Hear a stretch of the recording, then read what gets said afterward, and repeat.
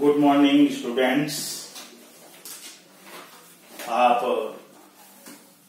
सभी स्वस्थ और सकुशल होंगे। इससे पहले के लेक्चर में हमने आपको Karl Pearson's coefficient of correlation इसके बारे में आपको बताया था। आज हम चलते हैं कोरिलेशन में ही स्पीयरमैन्स रैंक कोरिलेशन। ये जो कोरिलेशन है, ये जो सहसंबंध है, ये इसमें स्पीयरमैन रैंक के द्वारा प्रतिपादित है और इसमें जो वेरिएबल्स दिए हुए होते हैं उन वेरिएबल्स के बीच में हमारे को रैंक जो है वो देने पड़ते हैं, रैंक अवॉइड करने पड़ते हैं और उन रैंक के बेसिस पर फिर हम रैंक कोरिलेशन को कैलकुलेट करते हैं। तो देखते हैं कि किस तरह से हम रैंक कोरिलेशन जो है वो कैलकुलेट करेंगे। क्वेश्चन दिया हुआ है, हमारे को एक्स सीरीज दी हुई है। एक्स सीरीज में जो वैल्यूज हैं वो हैं 8, 36, 98, 25, 75, 82, 92, 62, 65 and 39. This is the X series and now write down the Y series. अब Y सीरीज भी नोट डाउन कर देते हैं। Y सीरीज है 84, 51, 91, 60, 68, then 62, then 86, 58, 35, 49. N is equal to 1, 2, 3, 4, 5, 6, 7, 8, 9, 10. Number of items given to us 10 and we have to calculate the rank correlation between the X series and Y series. First of all, we rank the both series। तो rank X का calculate करेंगे, rank Y का calculate करेंगे। दोनों series को rank देंगे और rank देने का सबसे सीधा नियम है, जो सबसे बड़ी वैल्यू है, हाईएस्ट जो वैल्यू है, उसको जो है हम एक रैंक जो है वो देंगे, फर्स्ट रैंक। उसके नेक्स्ट जो वैल्यू होगी उसको 2। इस तरह से जैसे जैसे वैल्यू कम होती चली जाएंगी उनको 3, 4, 5, 6 इस तरह से जो है रैंक हम प्रोवाइड करेंगे। तो 92 के बाद नेक्स्ट है हमारे पास 82, 3, 82 के बाद नेक्स्ट है 75, 4, फिर है हमारे पास 65, ये 5, फिर ये है 62, ये 6, इसके बाद ये आपका हो जाएगा 39 है, 39, 7, 36, 8, 25, 9 and 8, 1 is the lowest, that is given 10. So that is the rank given to us by X series in X series, and now we have to calculate the same rank in Y series. Y series में इसी तरह से rank provide करेंगे। इसमें जो highest value है that is 91, 91 को 1, इसके नेक्स्ट है 86, देन 2, 84, 84 को आप 3 दे देंगे। 84 के बाद नेक्स्ट वैल्यू जो हमारे पास है बिगेस्ट वो है 68, तो इसको 4, फिर 2, इसको 5, 60 को 6, फिर देन 58 को 7, 51 को 8 एंड देन 49 को 9 and 35 को 10. So these are the ranks X and Y. Now we calculate the D. D means difference between the ranks. और ये कैलकुलेट होते हैं rank X minus rank Y. जो रैंक X है और जो रैंक Y है उसका डिफरेंस. 10 माइनस 3 प्लस के 7 आ गए. 8 माइनस 8 0, 1 माइनस 1 0, 9 माइनस 6 प्लस के 3, 4 माइनस 4 0, 3 माइनस 5 माइनस के 2, 2 माइनस 2 0, 6 माइनस 7 माइनस के 1, 5 माइनस 10 माइनस के 5, 7 माइनस 9 माइनस के 2. सिग्मा डी ये ऑलवेज 0 होना चाहिए. ये आपका 0 होना चाहिए यदि आपने रैंक सही से कैलकुलेट किए हैं और उसके बाद आगे की प्रोसेस जो आपने डिफरेंस निकाला है वो डिफरेंस अगर निकाला है वो सही निकाला है तो ये जो डी है ये इसकी पहचान है कि ये 0 होना चाहिए. चेक कर लेते हैं. प्लस के 7 है 7 एंड 3 10 प्लस के 10 माइनस के भी 10 होने चाहिए. 2 एंड 1 3 एंड 5 8 एंड 2 10 माइनस के भी 10 इज इक्वल टू 0. इसका मतलब ये जो वैल्यूज हमने कैलकुलेट की हैं ये बिल्कुल सही वैल्यूज आपने कैलकुलेट करनी है. नाउ डी स्क्वायर हो जाएगा 49 0 0 9 0 4 0 1 25 4 और सिग्मा डी स्क्वायर इसका टोटल कर लिया जाएगा और वो टोटल आ जाएगा आपका इस तरह से. टोटल हो जाएगा 49 plus 9 plus 4 plus 1 plus 25 plus 4 plus. तो ये जो वैल्यूज हैं आपकी ये कैलकुलेट करके 92 सिग्मा डी स्क्वायर जो है ये 92 आ गया है with the help of calculator. क्योंकि कैलकुलेटर आपको एग्जाम में अलाउड है इसलिए कैलकुलेटर से आप कैलकुलेट कर सकते हैं. तो ये जो है रैंक डिफरेंस में पहले एक्स वाई सीरीज दी हुई होगी, दोनों का रैंक निकालना होगा, रैंक का डिफरेंस लेंगे और डिफरेंस जो रैंक का आएगा उसका स्क्वायर कर दिया जाएगा. तो इतना वर्क जो है इसमें किया जाता है. और इसके बाद हम इसके लिए जो फार्मूला है वो फार्मूला जो है हम पुट करेंगे.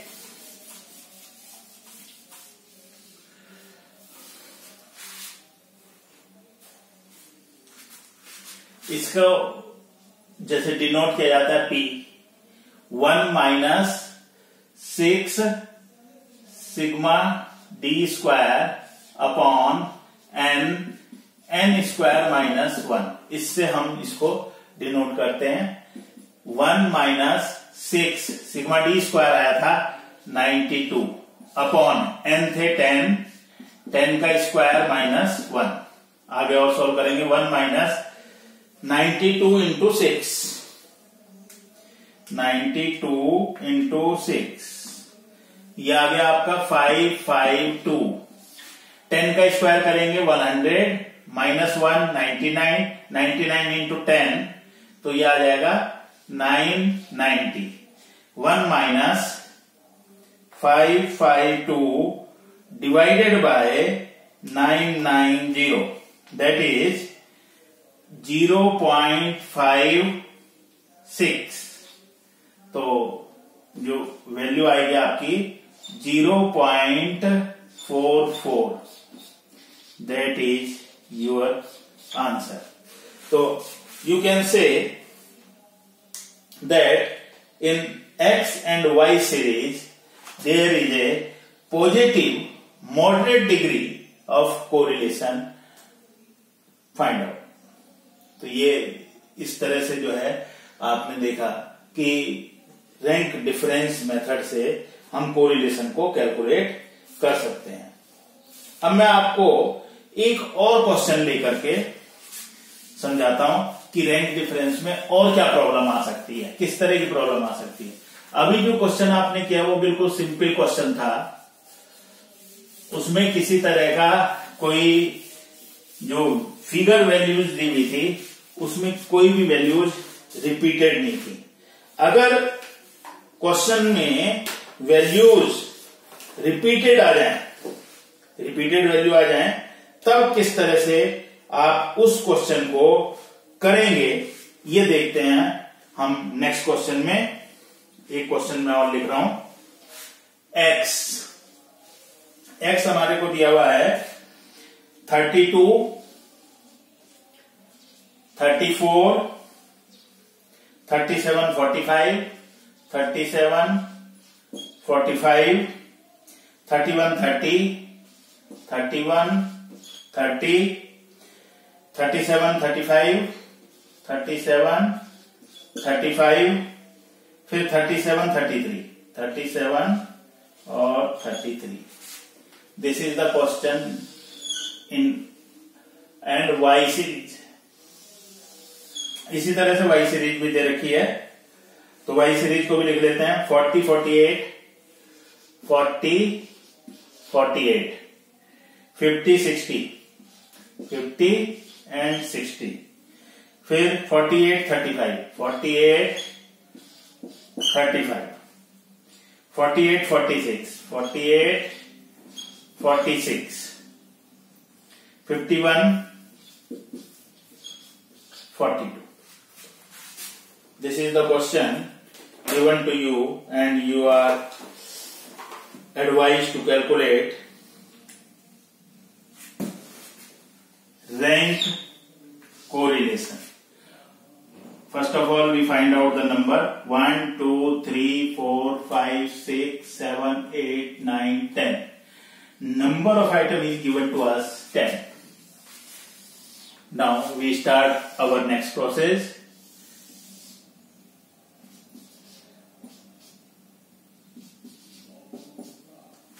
रैंक कैलकुलेट करेंगे, rank from to X series and rank to Y series. इसके रैंक जो है हम अवार्ड करते हैं। सबसे पहले एक्स सीरीज में, एक्स सीरीज में हायर वैल्यू देख ले, हाईएस्ट वैल्यू जो है दैट इज 45। 45 को हमने 1 रैंक दे दिया। नेक्स्ट 45 से नेक्स्ट जो वैल्यू है हमारे पास that is given to us 37, but 37 is repeated 1, 2, 3, 37, 37, 37, 37 की जो वैल्यूज है वो आपने देखा 1, 2, 3 टाइम्स आई हुई है। तो एक 37 का जो रैंक होगा 2, एक 37 का होगा 3, एक 37 का होगा 4। लेकिन किसको 2 दें, किसको 3 दें, किसको 4 दें, ये प्रॉब्लम आ जाएगी। तो हम क्या करेंगे कि इनको जो रैंक अवार्ड हो रहे हैं 4 and 3, 7 and 2, 9, और ये 3 टाइम्स रिपीट हुआ था 1, 2, 3, तो 3 से डिवाइड कर दिया, तो इसका एवरेज रैंक जो आ गया वो 3 आ गया। तो इस 37 को भी हम 3, इस 37 को भी हम 3, इस 37 को भी हम 3। तो अभी तक जो रैंक आपने दे दिए हैं कहां तक दे दिए हैं? 4 तक। जो नेक्स्ट रैंक आप प्रोवाइड करेंगे वो नेक्स्ट रैंक 4 के बाद क्या आएगा? 5 आएगा 37 से नीचे। 37 से नीचे जो आएगा वो है 35 को 5। अब उससे नेक्स्ट जो रैंक आएगा वो 34 को आ जाएगा 6 आ जाएगा। इसके बाद नेक्स्ट रैंक जो आएगा, नेक्स्ट रैंक आएगा आपका 33 को आ जाएगा 7 आ जाएगा। फिर 32 को कितना आ जाएगा? 8। फिर 31 को 9 एंड 30 को 10। तो आपको क्लियरली समझ में आ गया कि जब भी कोई वैल्यू रिपीट होगी तो उनको जो रैंक मिलने हैं वो रैंक आप लिख लीजिए, जो जो रैंक उनको दिए जाने हैं उनका एवरेज निकाल लीजिए। अगर वो 3 टाइम्स रिपीट हुआ है तो 3 से डिवाइड कर दीजिए, 2 टाइम्स अगर वो रिपीट हो रहा है तो 2 से आप उसको डिवाइड करके उनका एवरेज रैंक आ जाएगा और वो एवरेज रैंक हम प्रोवाइड करेंगे। और यहां रैंक हमारे आए थे 2, 3, 4, तो नेक्स्ट रैंक जो हमने देना स्टार्ट किया था वो 5 से किया था। तो देखते हैं और आगे दूसरी सीरीज में, वाई सीरीज में भी इस तरह की अगर कोई प्रॉब्लम है तो वाई सीरीज में हम देखते हैं। तो वाई सीरीज में जो हाईएस्ट वैल्यू है वो है 60, 60 को 1, 60 के बाद नेक्स्ट जो वैल्यू है वो है 50, इसको 2, इसके बाद नेक्स्ट जो वैल्यू है वो है 48, 48, 48, 48, 48, 48 एंड 48 रिपीटेड, 48 रिपीटेड। अभी गलत हो गया ये थोड़ा सा, इससे पहले वैल्यू जो थी 51 है तो इसको 2, फिर 50, 50 को 3, अब आएगा 48, 48 को हम जो देंगे, अब नेक्स्ट हमारे पास जो रैंक आएगा वो आएगा 4, 5 एंड 6, तो 4, 5, 6, तो इसका टोटल हो गया 15 डिवाइडेड बाय 3, तो ये 5, तो 48 के आगे अगेंस्ट में 5, यहां पर भी 5 और यहां पर भी 5, और अभी आपने रैंक जो दे दिया है वो दे दिया है कहां तक, 6 तक।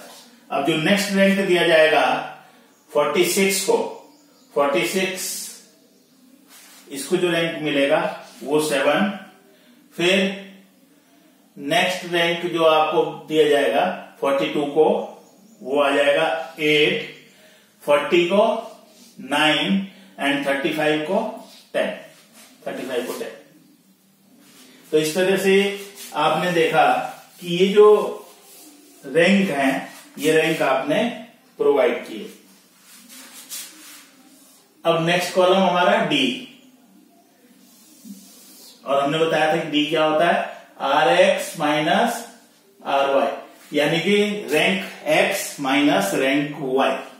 8 माइनस 9 माइनस के 1, 6 माइनस 5 माइनस के 1, 3 माइनस 3 0, 1 माइनस 1 0, 9 माइनस 5 प्लस के 4, 10 माइनस 10 0, 3 माइनस 5 माइनस के 2, 5 माइनस 7 माइनस के 2, 3 माइनस 2 प्लस के 1 और 7 माइनस 8 माइनस के 1।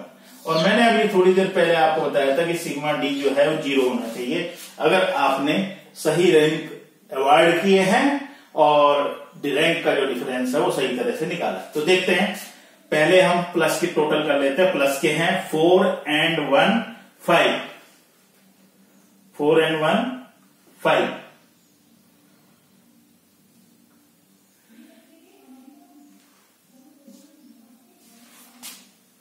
देखो 8 में से 9 माइनस 1, 6 में से 5 प्लस के 1, तो इस तरह से कुल मिलाकर के 1 4 5 एंड 1 6 प्लस के 6 और माइनस के कितने आ जाएंगे 1 एंड 2 3 एंड 2 5 एंड 1 6, तो प्लस के भी 6 और माइनस के भी 6, तो टोटल 0 आ गया। इसका मतलब हमारा ये सही हो गया है। आपने देखा कि यहां थोड़ी सी मिस्टेक हो रही थी, तो 6 में से 5 माइनस 1 लिख रखा था मैंने, जबकि वो प्लस 1 होना चाहिए था। तो एकदम से पकड़ में आ गया कि कहां गलती आपकी हो रही है। तो इस तरह से चेक भी हो जाता है। अब रैंक का स्क्वायर कर लेंगे, 1 1 0 0, 4 4 जा 16 0, 2 2 जा 4, 2 2 जा 4, 1 1, सिग्मा डी स्क्वायर आ जाएगा 1 1 2 16 18, 18 एंड 4 22, 22 एंड 4 26, 27 28।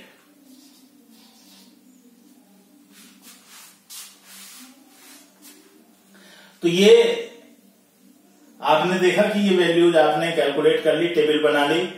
इसमें आपने देखा था कि इस एक्स सीरीज में जो वैल्यूज रिपीट हुई थी वो वैल्यू रिपीट हुई थी 37, और 37 जो वैल्यू थी वो कितनी बार रिपीट हुई थी? वो रिपीट हुई थी 3 टाइम्स। जितनी बार वैल्यू रिपीट होती है उसको m स्मॉल m से डिनोट किया जाता है। दूसरी वाली उसमें जो वैल्यूज रिपीटेड हुई थी वो रिपीट थी 48 रिपीट थी, और 48 भी 3 टाइम्स रिपीट हुई थी, 3 टाइम्स रिपीट हुई थी।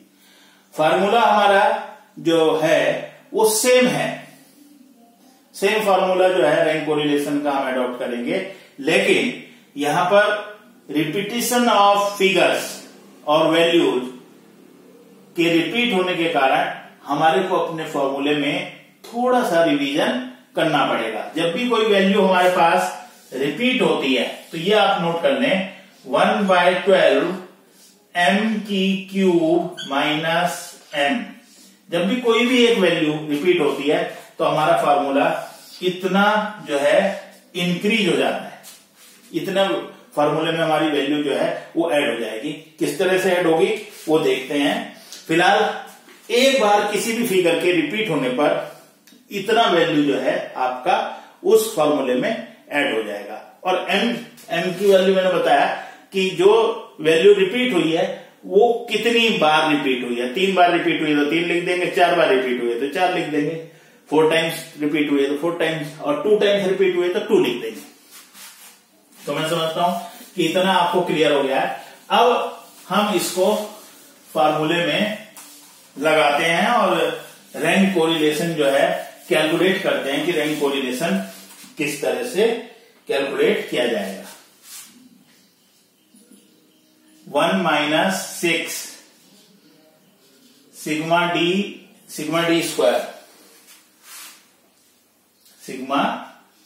डी स्क्वायर प्लस 1/12 m की क्यूब माइनस m।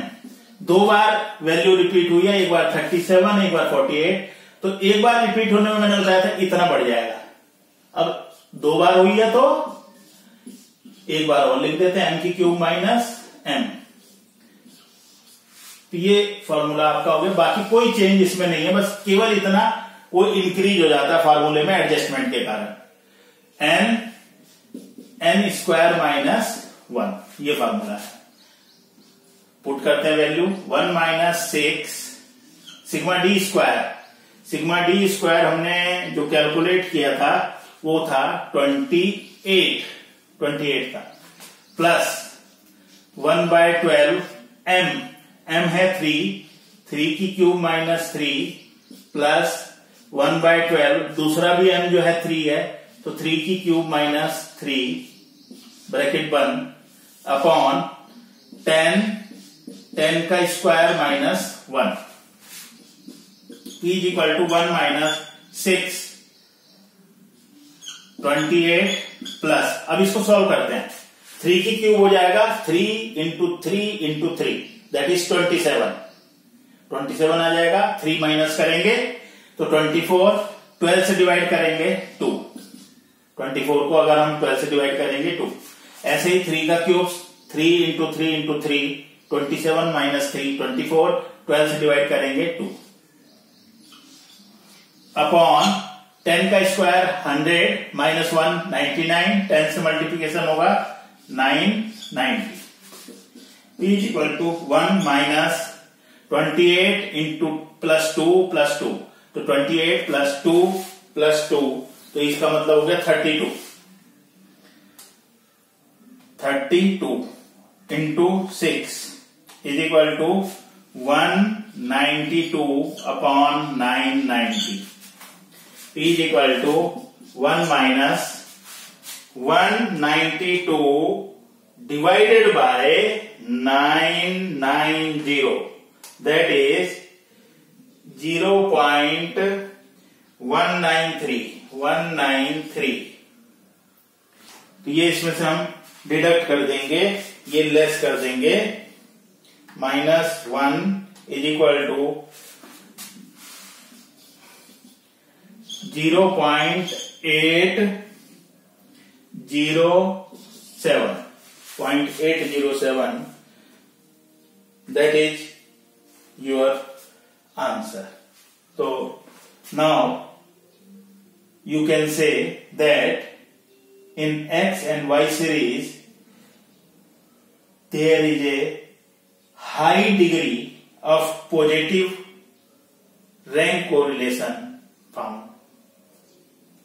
तो इस तरह से ये रैंक कोरिलेशन है, और इसमें आपने समझा कि किस तरह से अगर कोई वैल्यू रिपीट हो जाती है तो रिपीट होने पर उस वैल्यू को हम किस तरह से रैंक देते हैं, और उसके बाद फॉर्मूले में क्या एडजस्टमेंट होता है वो अभी आपने समझा। अब मैं आपको एक असाइनमेंट, एक क्वेश्चन या दो क्वेश्चन मैं आपको घर के लिए देता हूं, घर में बैठ करके, और उनको आप मेरे को व्हाट्सएप ग्रुप में बताएंगे कि वो किस तरह से क्वेश्चन होंगे और किस तरह से वो आपका आंसर आएगा। एक्स सीरीज और वाई सीरीज दो सीरीज दे रखी हैं, तो देखते हैं। 72, 112, 40, 130, 84, 66, 88, 100, 30, 120। वाई सीरीज दी हुई है 100, 70, 140, 50, 116, 150, 120, 90, 160, 76।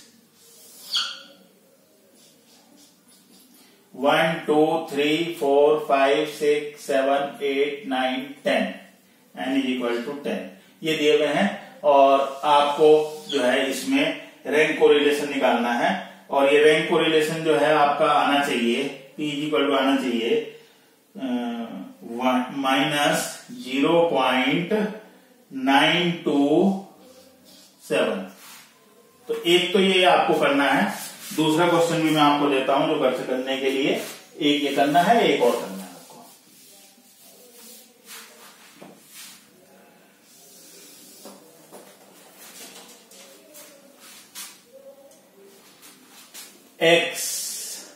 एक्स दिया हुआ है आपको 80,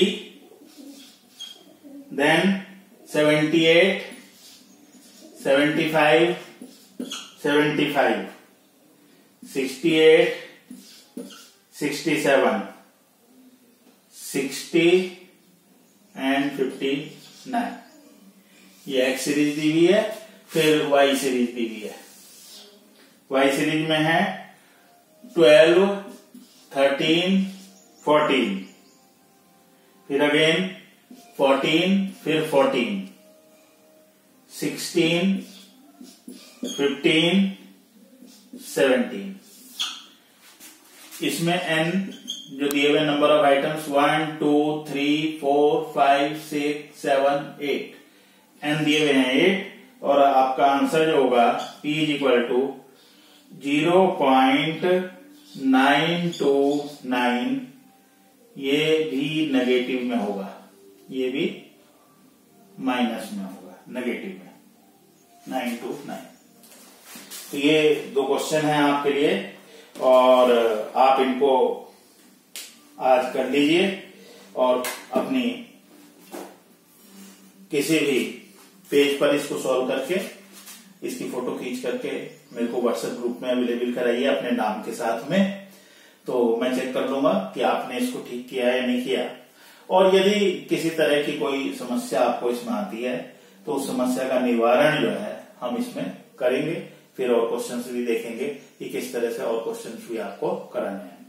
तब तक आप घर में रहिए, स्टे होम, सेव लाइव्स। तब तक आप इन क्वेश्चंस को कीजिएगा। मैंने जैसे पूर्व में भी आपको बताया था कि अभी ये जो लॉकडाउन है, ये लॉकडाउन की जो अवधि है, अभी लगता नहीं है कि बहुत जल्दी कॉलेजेस जो हैं वो रीओपन होंगे और आपको इसी तरह से अपनी पढ़ाई को अनवरत जारी रखना है। एग्जाम का क्या मोड होगा, जैसे ही डिसाइड किया जाता है या डिसाइड होता है उससे हम आपको अवगत कराएंगे। लेकिन घर में रह करके आप किसी न किसी काम में व्यस्त रहें, कुछ न कुछ क्रिएटिव वर्क आप करें। यदि आपको पेंटिंग बनाना अच्छा लगता है तो पेंटिंग बनाएं। स्टोरी राइटिंग में यदि आपको आनंद आता है तो स्टोरी राइटिंग करें। किसी को कविता लिखने में आनंद आता है, कविता लिखें। यदि आपको अपने माताजी के साथ में रसोई का काम करना अच्छा लगता है तो मम्मी के साथ या और जो बहन है, भाई हैं, उनके साथ में आप अपने समय को व्यतीत करें।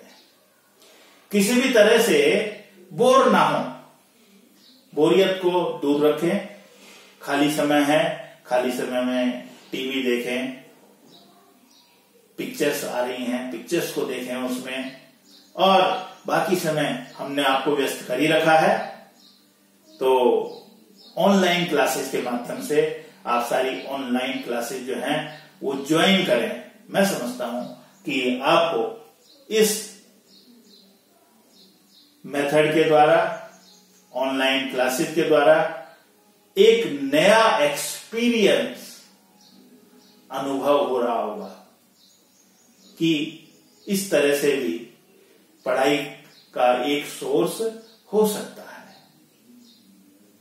और आज तो संपूर्ण विश्व में केवल और केवल एकमात्र ऑनलाइन के द्वारा इस समय जो है क्लासेस चलाई जा रही है। हम एक ऐसे विषाणु से, जिसको कि कोरोना वायरस का नाम दिया गया, उससे विश्व युद्ध लड़ रहे हैं। शत्रु अज्ञात है, लेकिन उसका हल मात्र केवल एक है कि हम डिस्टेंस मेंटेन करें, सोशल डिस्टेंसिंग का पालन करें, स्टे एट होम, घर में रुकें और घर में रुक करके कुछ ना कुछ क्रिएटिव वर्क करें। इस समय आपने देखा होगा कि सारे के सारे जो प्रोडक्शन है,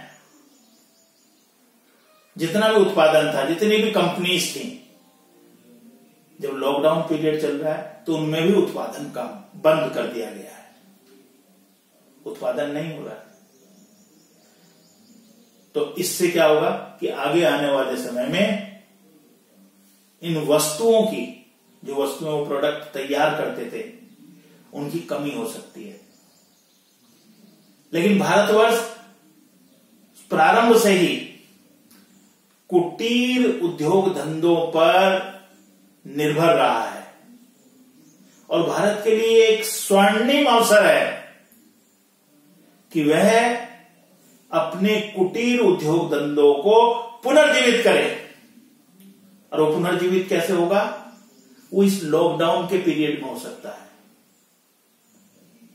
छोटी छोटी चीजें जो आवश्यक हैं, उनको आप घरों में इस समय अपने घर वालों के साथ सहायता करके बना सकते हैं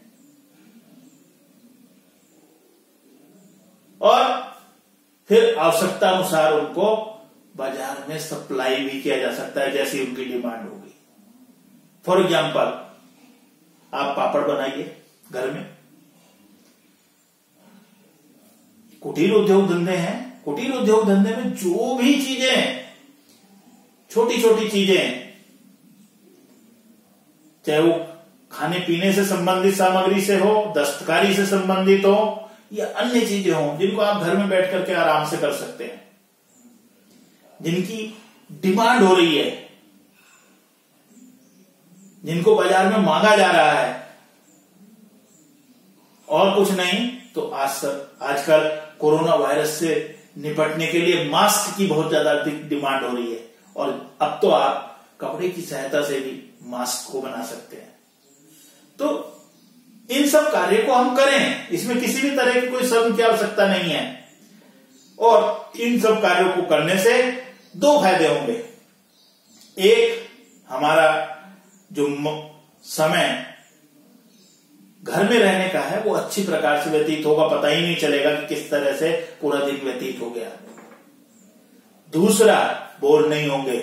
तीसरा, देश की उत्पादकता में आप वृद्धि करेंगे, और जिन चीजों की डिमांड है मार्केट में, उन चीजों को यदि आप बाजार में सप्लाई करते हैं तो उसके द्वारा आप प्रॉफिट भी अर्न कर सकते हैं, लाभ भी कमा सकते हैं।